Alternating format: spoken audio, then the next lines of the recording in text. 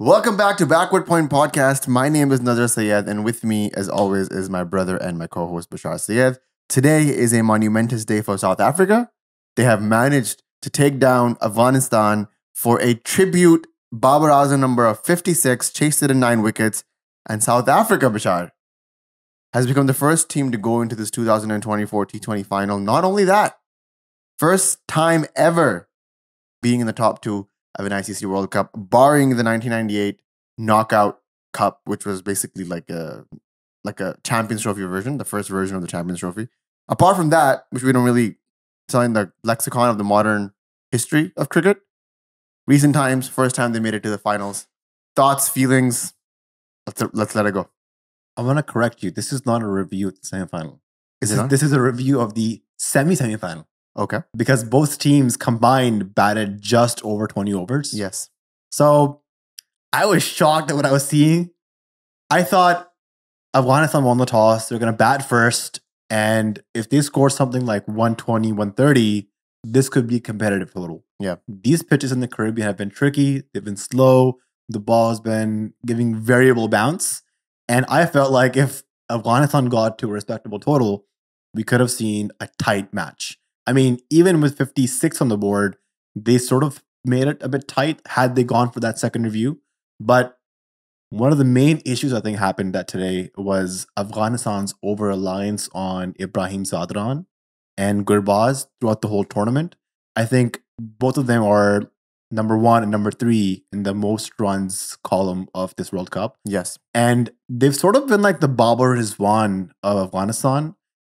I mean, I think they're probably batting at better strike rates, but Babar is one in the sense where they're carrying the whole batting lineup. And when this happens, your middle order is basically undercooked in the whole tournament. And today, when Janssen got Gurbaz and when Rabada got Zadran, their middle order, which is basically just all-rounders. They have no genuine middle order batsmen. Like Gulbuddin Naib is an all-rounder, Umar Zai, all-rounder, Nabi, all-rounder, then you have Kharoti and Jannat. So they just have a bunch of people who can do bits and pieces of both and not something as a specialist team. I think this was always on the cards for Afghanistan, a performance like this. I just think they did come into the semifinals on their own, and it was an amazing journey to follow. But this is as far as their cricket can take them, just like the USA. The Super 8 was probably as far as their cricket can take them. Now, there has to be some adjustments and some tweaks made into this Afghanistan 11 or Afghanistan 15. Just like in the Super 8s, USA would want some tweaks so next time that they come into the tournament, they can be better. One thing, like you said, the over-reliance on their top 2.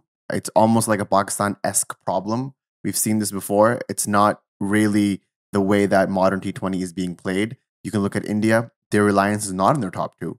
And apart from the last innings from Rohit Sharma, their top 2 isn't really performing. 2 ducks by Virat Kohli. He has a 4 and a 1 as well in the other 2 games, and then I think a 30-odd in another game. So he's not really having the tournament of his life, but still they're winning games. They're undefeated in this tournament just because of how they're sort of managing with their middle order. Their middle order also has a bunch of all-rounders, but they have some solid number 3, number 4s in there that are solid batsmen. And I think that's what Afghanistan is missing. Someone who can anchor the innings, as toxic as that word and as triggered as that word has gotten for some Pakistani fans in the recent past. There needs to be someone who can carry on, because at a moment I felt like Rashid was the only one who kind of took the onus on him to take it deep. He was hitting every single ball, but he was also trying to be selective, and with no support around him, it was just going to be that. My theory is, if Afghanistan had found themselves 100, 110, 120, best case scenario, they would have probably stopped South Africa, just because there was a caught behind call that should have gone for a review. You know, the keen ears of Rashid Khan. You should have gone up for that, and that would have been South Africa 6 for 2. And then after that, you don't know what's going to happen. Ball was staying low. Ball was moving around. Faruqi was bowling really well. Naveen was bowling really well, and it could have just been one of those things where 6 for 2, 10 for 3, 15 for 4, 20 for 5. Oh my God, now what's happening? And we've seen that happen many times. It reminded me starkly of the Asia Cup final, India versus Sri Lanka, where even though Sri Lanka did echo a team that had resilience, they found themselves in the final out of a above ordinary performance from a Pakistan team that had a below ordinary performance. And yes, you will have on the day moments where you do escalate, but do you have that form? Do you have the momentum? Do you have the experience to actually go forth and win cups? For Sri Lanka, it was a no. For the USA and Super 8s, it was a no. And now for Afghanistan, it was a no. Commendable run, I would say, of this tournament. Kicked out two of the biggest teams, to New Zealand and Australia. Australia, the one that felt a lot more pure and a lot more fun for a lot of the cricket fans. But you know what? They'll have their heads held high. I feel like Afghanistan was still on the high of making it to the semis. Yes. This match was within 48 hours of them beating Bangladesh. And I think a lot of their players were still on social media, tweeting, posting stories, celebrating the last win and the fact that they had made it to the semifinals. And they seemed like a bit undercooked in this match. Like, I'm not sure if they were as fresh as they were because they're also traveling over to Trinidad for this match. I would come back over to the toss and I would say Markram said they would have batted first as well. And just the lengths that South African bowlers bowled, they were bowling hard lengths, wicket to wicket. And I think one of the balls of the tournament for me is Rabada getting Muhammad Nabi out. Oh, yeah. Typically, he's an outswing bowler. He swings it away from a right-hander batsman.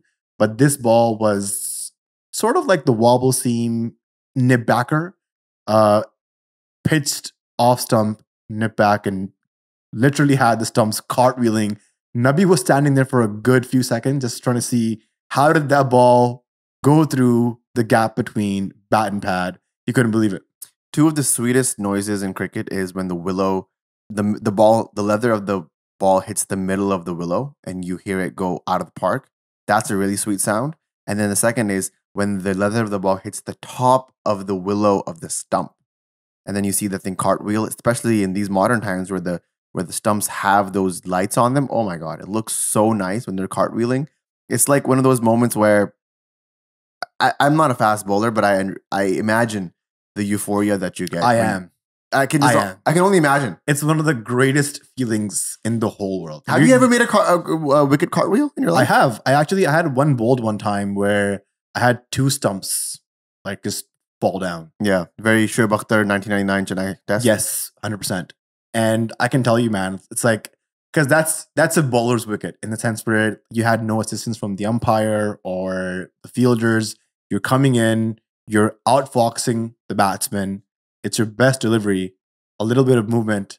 It's the best, honestly. Like, we have a game tomorrow, and I want to get some bolds. Have you ever played with Zynga stumps? I think we did the last game where we chased 160. Oh yes, but only the Bales had Zyngas on. Yes, you mark them Premier League guys. You got to follow that Premier League. They have Zyngas on their Bales now, and it's one of those things where it's just like from afar you can see it, and it's a different feeling. The elation is different. So when Rabada took that wicket, I was like, damn, man, it's so cool to see that thing cartwheel. And Nabi was a starstruck. Honestly, he's stuck on his crease. He's like, what's going on?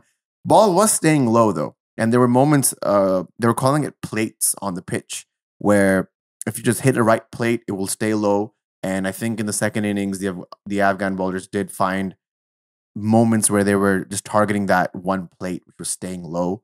And there were some balls hitting cracks and just jumping, and bouncing. Yeah, it was a tough pitch, and that's why I have respect for the South African batsmen. They went out there and they wanted to prove a point. They chased this in 9 wickets, and they're into the finals now. Yeah, this new South African team under the leadership of Aiden Markram, it seems like they've gotten rid of the monkey off the back. They've made it to their first finals in major ICC trophies, and we're looking forward to see who they face up front. There's a game tomorrow morning, India versus England, but the forecast has a lot of rain in Providence, Guyana. It's Providence, Guyana weather is one of the most searched things on the internet right now.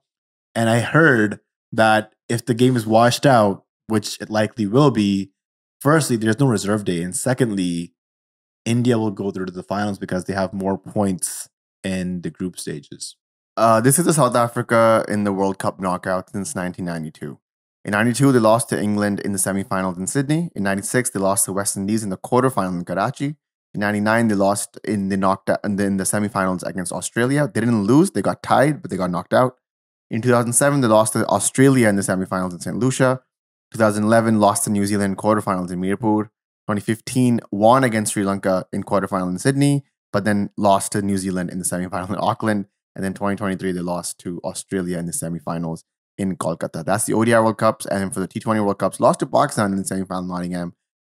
One of the most outstanding Shahid Afridi innings you'll ever see is in that game. And the little Chummi to Jacques Kallis. Never forget that. And in 2014, they lost to India in the semifinals in Mirpur as well. So they've made it to the top fours quite a few times, but this is the first time they've found themselves promoted into the finals. I think for them, probably the ones that hurt the most were the 99 ODI semifinal. Just the way they lost that match in the end for Australia. Last wicket, they were looking to run. I think they needed one run, right? Lance Klusener hits the ball, and Alan Donald's on the other doesn't run or something. Doesn't run, just stays there, just gets run out. And then after that, the 2015 semifinal, because South Africa looked like a very good team in that tournament. Like their bowling, their batting, everything looked on point. And for Grant Elliott to just snatch that game out of South Africa's hand was epic. Yeah, man, it was just tough. It's been a tough beat for South Africa. I remember the 2009 T20 World Cup semifinal. Very, very. I remember Dale Steyn being hit for a 6 over long on by Kamran Akmal. Yeah, I remember that happened. I remember like Amir saving 18, 19 off the last over. He also got hit by 6 by JP Duminy in that over. It was just like a crazy turn of events. You know, that's where my love for Shahid Afridi really peaked. That World Cup was just the peak Shahid Afridi World Cup. Shout out to Jared Kimber, who does these video essays on cricketers and cricket itself. He did a recent one on Shahid Afridi and how he's basically a time traveler who was playing T20 cricket in the ODI format in the late 90s, early 2000s, way before T20 was even a thing. And he has some really cool stats, so you guys got to check that one out. But yeah, that 2009 semifinal was a great one. And then that final where Pakistan took it all. 2009 was a good year for Pakistan. And then, 2014, they lost to India in the semifinals. And then India didn't really do anything with that because they lost in the finals. Who was it? I think it was Sri Lanka, right? Sri Lanka. Yeah, they lost to Sri Lanka in the finals. Sri Lanka won that one. I'm glad that Jayawardene and Sangakkara have some goldware in their cabinet because one of the greats of Sri Lankan cricket. And Sri Lanka hasn't really bounced back since they've retired. Sangakkara is playing club cricket in the UK. Yeah, I saw that. Have you seen those clips? Like grade 5 or grade 6 division. It's like a very low league. And they're batting him at number 5. Yeah. Because they feel like he needs to earn a spot to go higher in the order. Yeah, I heard that interview. I think that's really cool. Sangakkara, you want to come play Markham Premier League with us? We need a wicketkeeper. And we'd love to have you. I'll think about it. I don't think he's keeping wickets though. I think he's fielding. He even stopped keeping for Sri Lanka the last few years of his career. I just want to quickly touch upon what Michael Vaughan's been saying on Twitter. We retweeted some of his tweets. I think it's important to raise this on the podcast as well. He tweeted recently, about 2 hours ago from the recording of this podcast. He said, "So Afghanistan qualified for the World Cup semifinals, winning in St. Vincent on Monday night. 4-hour flight delay on Tuesday to Trinidad, so no time to practice or get accustomed to a new venue. Utter lack of respect to players, I am afraid." And then Bilal Qureshi said they already played in a match at this venue. He says, "I know, but it's still a different venue. You surely earned the right in a semifinal to have at least 1 day of preparation." And then he tweets, "Surely this semi should have been the Guyana one, but because the whole event is geared towards in India, it's so unfair on others." And then he said, "So huge rain forecasted. It's the monsoon season, so I get it. So why so few covers for the whole outfield? Surely you get more covers so we cover the whole ground." He's just really like letting it rip. See, my problem is that instead of favoring India and having the semifinal at 10:30 a.m. on the Thursday, why not have both semifinals at 10:30 a.m. and then India could have played either or, right? But because you have one at 8:30 p.m. and then one at 10:30 a.m., India has to play the second one regardless of who finishes first, second in the tables. Why couldn't they just have... Oh, yeah, I guess. Why couldn't they have the India game today and it be at 10:30 a.m.? Yeah, it doesn't make switch sense. The games and just switch the timings. Take the timings with you. I think it was a little bit unfair for Afghanistan, who had just qualified and who had just made it to Trinidad like 24 hours ago. There was an Asia Cup match, I think it was the 2022 one, where Afghanistan had to play literally 2 matches back to back. They had I think they lost to Pakistan where Naseem Shah hit those sixes. And then the next day they had to go from Sharjah to Dubai to play India. And they lost that match as well because they were just so tired.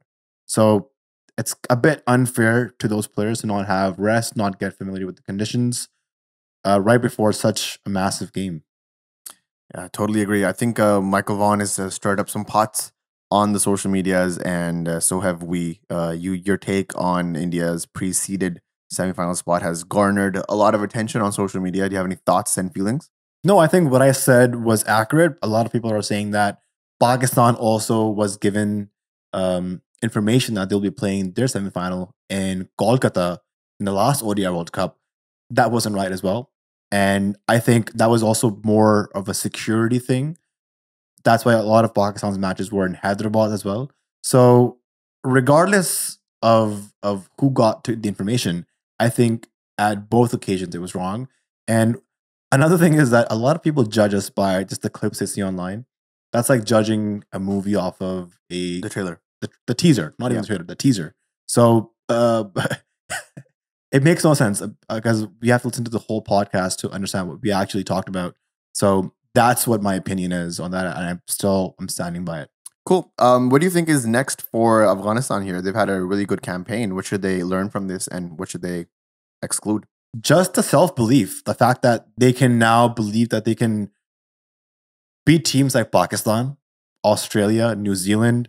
I mean, those are the top test teams in the world cricket. So having the self-belief going forward, knowing they can beat big teams in big matches, and just looking at their side right now, it's quite a young team. And I think apart from Mohammad Nabi, who adds a lot of experience, they've got an extremely young side. They've had a large pool of players which they can pick from. And I think under Rashid's captaincy, they've got a bright future. Everywhere in the world where they play, where they have slow, spinning, turning conditions, Afghanistan will be a threat. And now they've got pretty decent batsmen in their batting order. I would love to see some proper middle order batsmen in their lineup. But I think there's good signs for Afghanistan, and that's good for the world of cricket, where we have another formidable side who can, I wouldn't say upset at this point, who can beat formidably other big nations. I think they should start getting more bilaterals. Firstly, they should start getting more series with bigger teams. India should tour that often. Pakistan should tour them often. And, with Pakistan, at least, I can say this, that they have now two neighbors that are actually really good at cricket. And that'll help their cricket as well. So, have a series every year with why not? And play test cricket with these guys as well. It could be one off, but have a test match. Let's see what they do there. I want to push for more tri-nation series or tournaments. Yes. There was a tournament that happened in Canada 2007 or 8 where it was Pakistan, Zimbabwe, Sri Lanka, and Canada. They played here in Toronto. And that just adds a lot more interest. It makes games more interesting. So I'm not sure if Canada is ready to host, but next summer they can have Pakistan, Afghanistan, South Africa. Yeah, totally. Tri-nation. Yeah, I think it could be like a quadrangular cup as well, where they have 4 nations play, put Canada in there as well. I think that's the future of quote unquote bilaterals. It won't be really bilaterals. It'll be trilaterals. It'll be quadrilaterals. Just have more teams, make it like into a competition. It's competitive. Name it after a cup and make it a thing. That's why I love the whole border Gavaskar series that Australia and India have. It just naming it and giving that competitive nature to something it tells your team that you're fighting for something.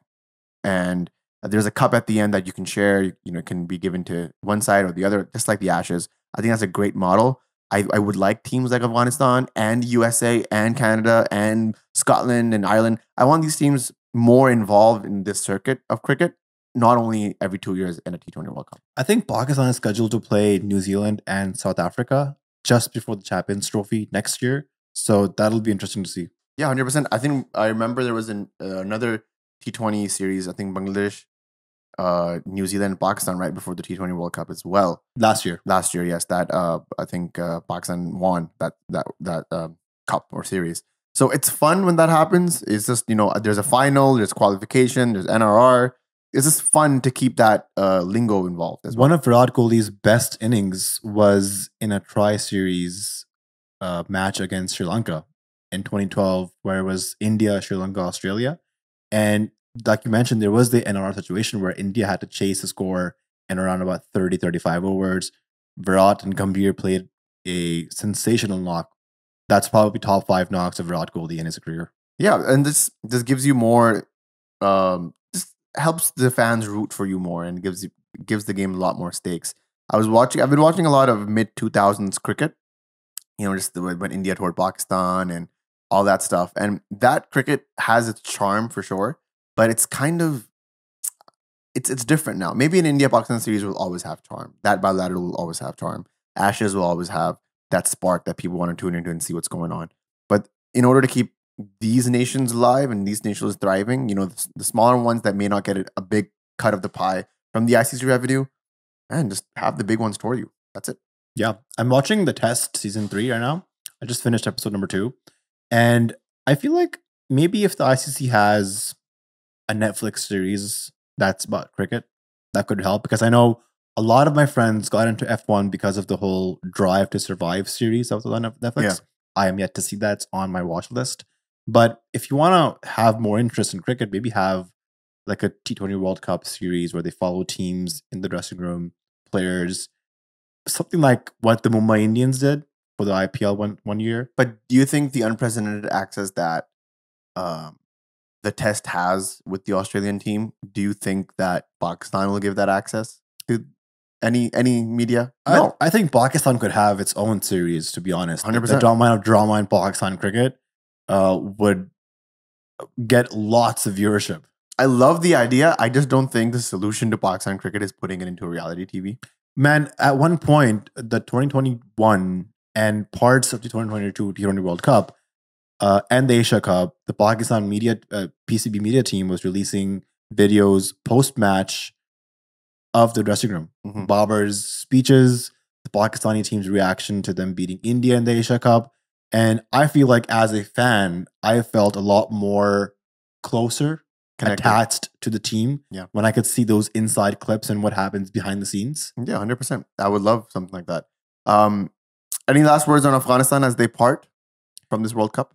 Yeah, I think they should part with their heads held high. They've accomplished a huge feat by just making it to the semifinals, beating the teams like New Zealand, Australia, and their biggest accomplishment should be the fact that they had Australia on their knees begging for Bangladesh to beat Afghanistan so they can qualify for the semifinals. That rarely ever happens in cricket. That's the feeling as a Pakistani fan. I don't even know what that feels like. So kudos to the Afghans, kudos to the Afghanistan team to actually set a precedence on how Asian teams should play moving forward. I want to ask this last question about Afghanistan, and then we'll move on to South Africa. Is Afghanistan the second best team in Asia? Yes. Right now, yes. Some would even say they are, oh wait, second best. Yeah, so best would be India. Second would be, right. In the recent past, the last 1 year, I would say yes. Afghanistan is the second best team in Asia, better than Pakistan, Better than Bangladesh, and even Sri Lanka. So yeah, it's hard to accept that, but just the numbers, the stats, where Afghanistan has finished in the last few tournaments, the teams that they've overthrown, you got to give credit where it's due. 100% agree. I think Afghanistan is the second best white ball team in Asia right now, and they only go off from here, man. South Africa, now that they've made the finals, are they going to win this thing or what? These boys seem a lot more confident, and I think it's like they have a more fresher perspective on this tournament.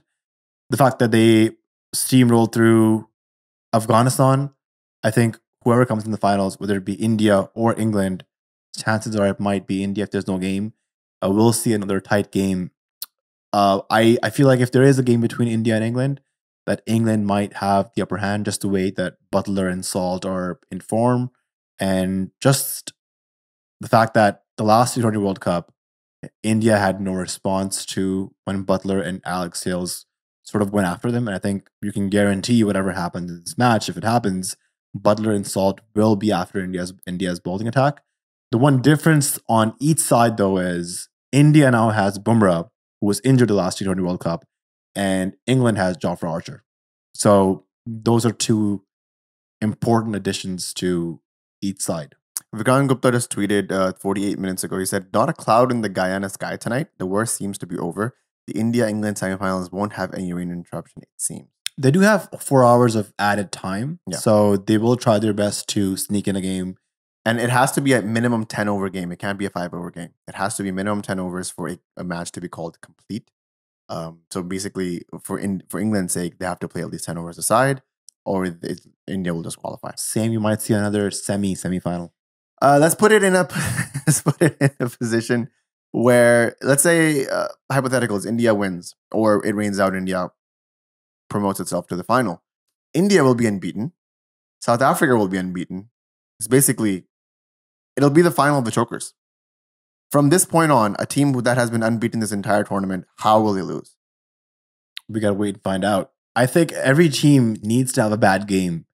South Africa have had a few very close calls. They've had a few, and I keep saying this. I feel like India has already had their bad game with Pakistan, so they're sort of got that out of their system. I disagree with that. I think India's game against Pakistan was a good one. Like the fact that they pulled it back, it shows that they had the confidence that they can win a game under any circumstance. So India's bad game yet to happen. It could be the semifinal. England's had their bad game already. The game against Australia was bad there for them. The first 9 overs against Scotland wasn't the best. So South Africa and England final, England to win. Yeah, South Africa, England final. I think it's going to be a South Africa, India final. I don't know, man. I feel like this might be India's tournament. I'm genuinely having this vibe from this tournament, the way everything is played out. Australia being knocked out, New Zealand being knocked out, Pakistan being knocked out. It's just South Africa in front of them.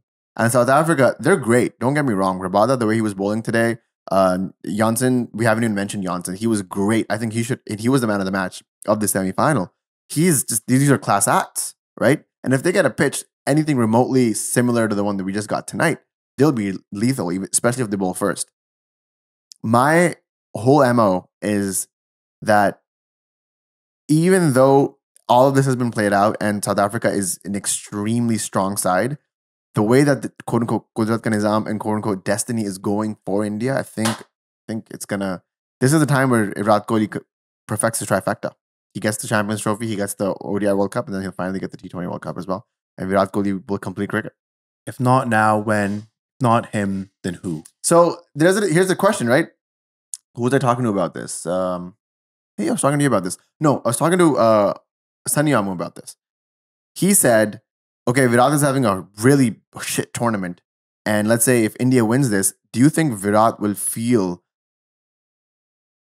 Like, joy is not the word. Of course, he'll feel really, really happy that he won, but he will basically have had no part to play in the wins. Unlike the 2011 World Cup, where he had a huge part to play, 2013 Champions Trophy, huge part to play in that event. This is kind of like a no-show event for Virat Kohli. And if India goes out and gets the ring, it'll be one of those rings that the bench players in the NBA get I think being in the squad. There's still 2 important matches to go. Like if India plays semis and the finals. What if he flops on both of them? He gets like 10 on one and 15 on the other, and still win the World Cup. I think he would still celebrate hard because the fact that he's opening for India and he has decided to leave his number 3 spot for Rishabh Pant, it just helps build India's combination. And ultimately, this is a team sport that's being led by Rohit Sharma's overly aggressive attitude of just hitting out regardless of what the situation is, what the personal scores are. So I think at this point, all of India and Virat are just desperate for a trophy. I think it's an absolute shocker that India has not won a T20 World Cup since the IPL has started. They're the richest board in the world. They have all the resources, all the infrastructure, all the great coaches, and they have not been able to win a trophy in the last 11 years. This is it. They have to do it now. Yeah, I totally agree with you. It's just one of those things where if not now, then Virat Kohli will have to retire without a T20 World Cup in his bag. And that's it. That is just life. That is something he has to live with. What can we say? I was thinking of Jeremy Lin when I mentioned that. Jeremy Lin played basically, I think, 2 minutes in the entire playoff run, 2 or 5 minutes. Was he the tall Asian guy? Tall Asian dude, yes. For Raptors in 2019, he played 4 minutes or even less than that. Like there was a clip of him, maybe like a 60-second clip of him, just his entire highlight reel of the playoffs. And that's all he had. But he has a chip because he was in the Raptors team. So Jeremy Lin and Virat Kohli have like no comparison, to be honest. But Hey, it's just funny to me. Ahmed Shahzad celebrates his Thank you. 2009 T20 World Cup win and his 2017 Champions I Trophy. think that's a better example. He was the first one to put his hands on the trophy. How dare he? That is a better example. Actually, yeah, I'll go with that one. It'll be a very Ahmed Shahzad-esque win for Virat Kohli if he goes out and doesn't make an impact in this World Cup for India. Ahmed Shahzad, just, a straight up disgrace of a human being. Also, straight number one to get all the credit. He was standing next to Sarfaraz like he was the captain. Like Sarfaraz was the vice captain. And it was just one of those things. It's like an eyesore. We saw a lot of these new, not new, but a lot of the, because of the Champions Trophy anniversary, the 5-year anniversary, we saw a lot of these pictures circulating again, and it just brought the terror of seeing Ahmed Shahzad's face in that white coat next to the Champions Trophy all over again. And I was like, get it away from me. Get it away. Well, at least Wahab Riaz was injured, so he wasn't able to be at the ground for the final. Was he not? So he wasn't there? No, he wasn't there. I totally forgot he was the Champions Trophy winner. Him and Ahmed Shahzad almost cost us the trophy. Yeah, I mean, their biggest contribution is getting injured. Getting injured and getting out. Getting out. I don't think Ahmed Shahzad was injured. I think he was booted He was out. dropped. He was dropped for sure. And I was actually just watching the Sri Lanka-Pakistan game where Fakhar Zaman comes in, scores a 50, and then there's a semi-final. I don't know what he did in the semi-final, but he scored a century in the final. So good on him, man. Good on him. World Cup is almost coming to an end. 2 more games left. Any final thoughts on tomorrow's game before we move on? Yeah, so this pod will be probably out in the next few hours. So there won't be much time for it to live on until the India versus England game. But I just hope it's a good game of cricket. I'm not sure if it's going to be high scoring or not. Probably going to be a low, slow turning pitch. And it'll be about who has the best spin option. I'm hearing news about England thinking of debuting Tom Hartley, who's a left arm spinner, in a World Cup semifinal against India. We've done something similar with Mohammad Haris in 2022. It wasn't a semifinal, but it was a knockout game against South Africa. So yeah, it's not. And you have to play horses for courses. India already has the information that they were playing here. So they have the likes of Chahal, Kuldeep, Akshar Patel, Jadeja in their team to sort of extract the most spin as they can. So it'll be an interesting game. I wish we had gone to one of the games in the Caribbean. Yeah. Like last year, I was planning this trip with my friends where we would go to the Caribbean for a week. We would vacation at a resort and at the same time watch one of the games. We were hoping Pakistan would make it. And I know 2 of my friends right now in Trinidad. They were hoping that Pakistan would make it to the finals, the semifinals, and that they would go and watch, also vacation at the same time. But it's a lot of Australians in the stands. We saw Merv Hughes in the stands. Yeah. It's because I think they assume that instead of Afghanistan, it's going to be Australia playing. I don't know if you noticed, something similar happened in the comments box. All the USA games were commentated by Pakistani commentators. Bro, do you remember the 2019 ODI World Cup final? Yeah. The ICC tweeted and requested the Indian fans to give up their tickets because all the Indians had already bought most of the tickets for the final. I think post day 1 of the ODI semifinal against New Zealand, a lot of the Indian fans thought 240, 230 should be an easy chase for Virat Kohli, Rohit Sharma, KL Rahul. But yeah, they bottled it, and a lot of Indians were in the crowd still supporting. And I've heard that a lot of Indians want refunds for the 2023 World Cup final because how bad India bottled that game. That's just rumors. Oh man, imagine an India versus Pakistan final. That would have been epic. 2023? 22 actually. No, I'm just saying in 2023, the fans wanted a refund because they were like, "Oh, India, how can you be so bad?" And you know what? They've shown up many a times. Tomorrow's going to be an interesting game to watch. We'll be up at 10:30, live tweeting and all that. You guys can check us out on the Discord servers below. We'll be live commentating there as well. A lot of friends and fam are there for us, just chatting it up. So it'll be a good one for you guys to check out there. And then for us, we'll be back after tomorrow's game, and then we'll be back after the final. Thank you very much for following us through this journey, and we'll see you guys in the next podcast. Cheers.